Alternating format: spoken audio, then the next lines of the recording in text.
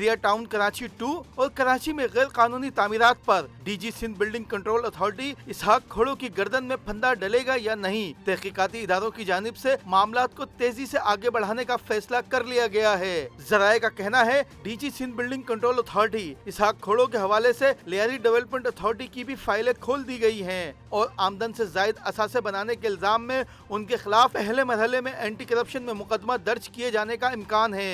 जराये का कहना है DG Sindh building control authority तहकीकाती इदारों की नजरों में उस वक्त आए जब बहरिया टाउन 2 के मामला की तहकीकात शुरू की गयी, जिसके दौरान इंकिशाफ हुआ कि डीजी इसहाक खोड़ो की हिदायत पर डायरेक्टर हैदराबाद अब्दुल हमीद जरदारी ने बहरिया टाउन कराची 2 की मंजूरी दी, जिसके लिए किसी किस्म की दस्तावेजात पर रीवेरिफिकेशन नहीं करवाई गई और ना लाजमी दस्तावेजात तलब की गई। हैरत अंगेज तौर पर 7 डेवलपमेंट अथॉरिटी की मंजूरी भी फाइल में मौजूद नहीं।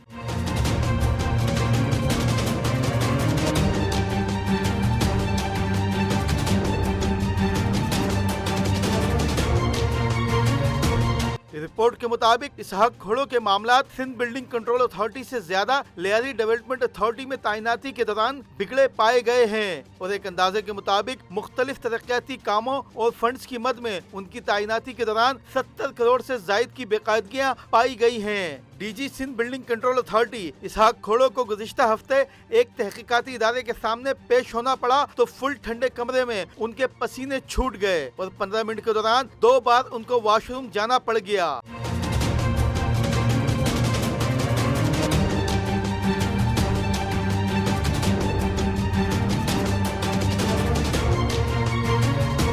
जराये का कहना है तलबी के बाद जब डीजी इसहाक खोड़ो तहकीकाती इदारे के दफ्तर पहुंचे तो तकरीबन 6 मिनट इंतजार के बाद पहले 2 अफसरान ने उनसे मुलाकात की और सवाल जवाब का सेशन किया, जिसके बाद तीसरे अफसर ने भी कमरे में एंट्री डाली, जिसके बाद इसहाक खोड़ो की परेशानी में इजाफा हुआ। जराये का कहना है डीजी एसबीसीए से सबसे पहले मलिक रियाज के प्रोजेक्ट बहरिया टाउन के हवाले से सवाल किया गया।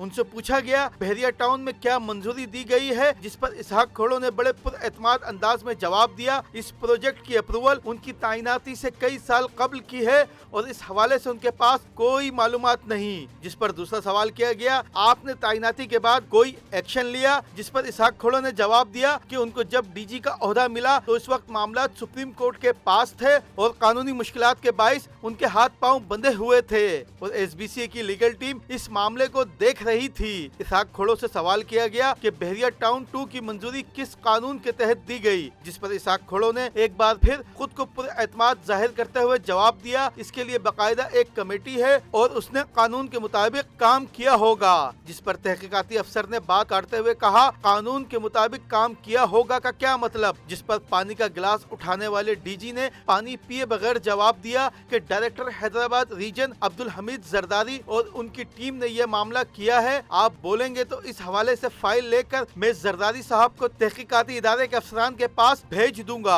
वो इस मामले में ज्यादा तफसील और टेक्निकल अंदाज में बता सकेंगे, क्योंकि बहरिया टाउन 2 का प्रोजेक्ट हैदराबाद रीजन में आता है तो इसकी प्रेजेंटेशन में वो शामिल नहीं थे। डीजी एसबीसीए को इस दौरान बहरिया टाउन 2 के हवाले से कुछ नक्शे, महकमा जंगलात, एसडीए, सिंध हुकूमत की दस्तावेजात दिखाई गई तो डीजी के माथे पर पसीने के कतरे ठंडे कमरे में साफ दिखाई दिए और उन्होंने जवाब दिया कि इस बारे में भी डायरेक्टर हमीद जरदारी ही जवाब दे सकेंगे, मैं उनसे मालूमात और लीगल टीम से इस हवाले से रिपोर्ट लेकर कुछ बता सकूंगा। इस दौरान डीजी एसबीसीए वॉशरूम का मालूम करके कमरे से बाहर निकले।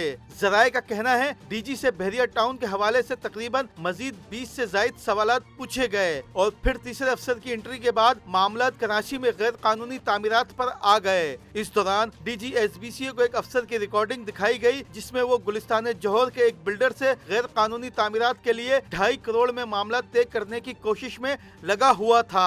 रिकॉर्डिंग में मौजूद एसबीसीए का मुलाजिम जो कि 4 मिनट की वीडियो में 2 बार गुटखा खाते हुए देखा जा सकता है, उसको डीजी ने पहचानने से इनकार कर दिया। जिस पर इस मुलाजिम का नाम बताया गया तो डीजी ने अपने मातहत अफसर को कॉल की और उस मुलाजिम के बारे में मालूमात ली और फिर तहकीकाती टीम के सामने जवाब दिया इस मुलाजिम की तो कोई हैसियत नहीं और न उसकी कोई पोस्टिंग है। पूरे दफ्तर में ये मुलाजिम मुंह के बवासीर के नाम से मशहूर है। जिस पर कमरे में बैठे अफसरान खिलखिलाकर हंसे और कहा कहा कि मुंह के बवासीर के नाम से मशहूर है, ये तो हमें पहले से ही पता है, मगर इतना ताकतवर ये बंदा क्यों है? जिस पर डीजी ने कहा, मैं इस बारे में क्या बोल सकता हूँ, कोई शिकायत होती तो मैं एक्शन लेता।